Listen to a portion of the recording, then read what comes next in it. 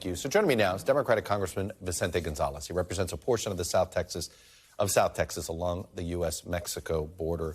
So, Congressman, let me start with this idea that's being floated, clearly a trial balloon to see how politically toxic it could be. But if the administration raises the bar on asylum to torture, are you going to get tortured if we send you back home? And the answer is no, then fine, you can't seek asylum now. How do you feel about that?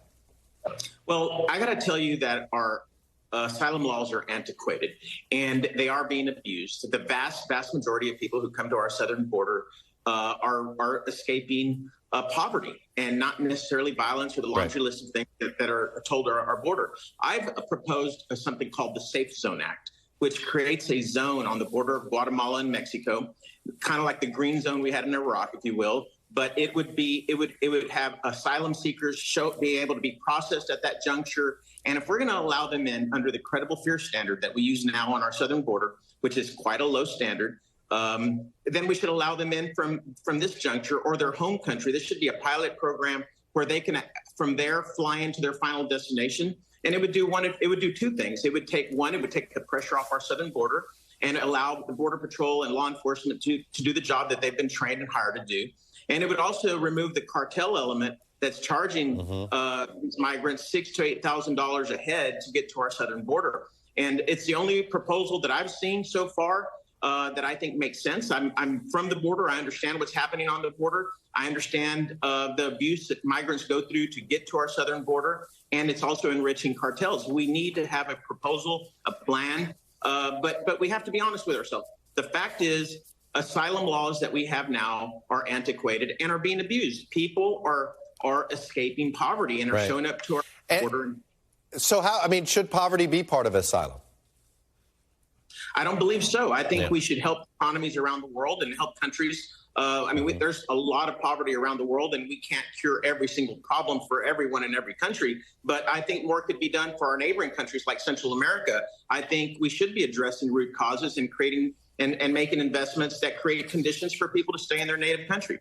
It does seem as if everybody gets the word that, hey, if you want to get into the United States, the southern border is the way to go, right? If you're in Cuba, get to the southern border. If you're in Haiti, get to the southern border. If you're in Ukraine, get to the southern border. Your green zone idea seems like a good idea, but we're asking two other countries to agree to do this. That seems pretty difficult. So I've actually had this conversation with President Giamatti of Guatemala, who was in agreement with this. And I did this back during the Trump administration when President Morales was there. And I brought it back to the president, and there was interest at the White House at the time. But then COVID hit globally, and they triggered Title 42, and it really just put a Band-Aid on the problem. But until we have long-term infrastructure further away from our border, we're going to always be dealing with these situations. No, and it does. Look, this feels like a problem we all knew was coming, and we kept postponing it. Oh, look, Title 42 stayed into.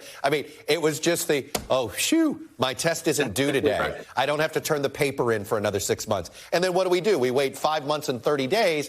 Oh, my God, what are we going to do now?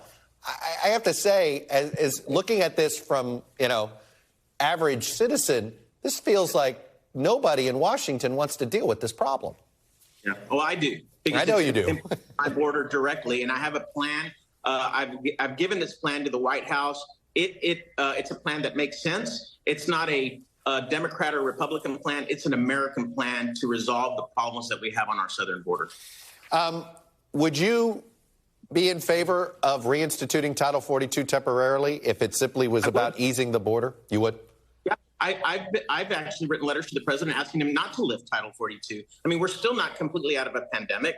As you know, our numbers have doubled in the last few weeks. He has plenty of reason to not lift Title 42. I was just going to say the current surge that a lot of, we get an update every day about hospitalizations and cases on COVID.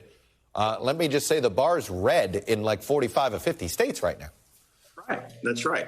I think the president has plenty of cover to keep Title 42 in place, and that gives us at the Congress and the White House time to come up with a real permanent solution. Some of your colleagues in the House, Republicans, just want to make Secretary Mayorkas, attacking him as sort of dealing with the problem.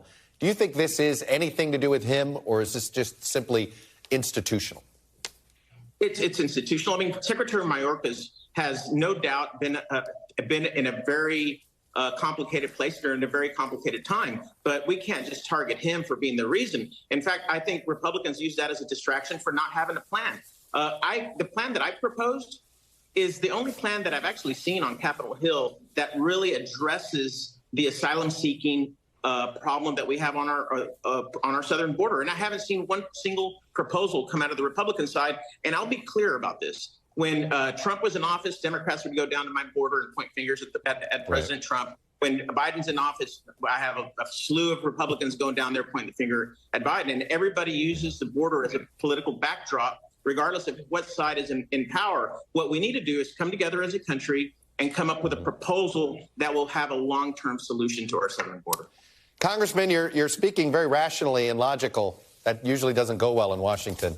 I think a lot of people hope that may see rationality and logic may kick in here. It seems like a very reasonable idea. Congressman Vicente González, Democrat from Texas, represents part of the border. Thanks for coming on and sharing that idea with us. Thanks for watching our YouTube channel. Follow today's top stories and breaking news by downloading the NBC News app.